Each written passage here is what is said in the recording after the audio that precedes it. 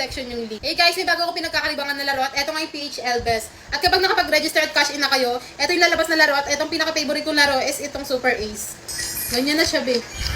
At ang technique lang dyan, nagbabay bonus ako dyan, and then ayan, scatter na agad dyan siya. Ganun lang kadali. Yan, may 10 spin na agad tayo dyan. Paalala lang, bawal sa mga bata, laruin lang kapag may extrang pera.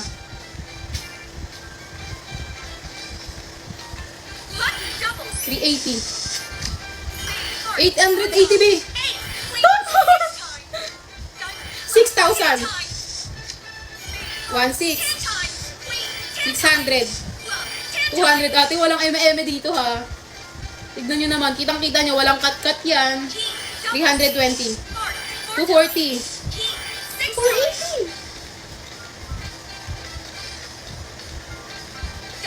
360 B. Ay, nag-wild pa siya. O, ganun lang kadali ate. Nanalo na ako ng magkano? 13,000 pesos, be. Kaya kung gusto mo rin, ilalagay ko sa comment section yung link para parehas tayong pumaldo.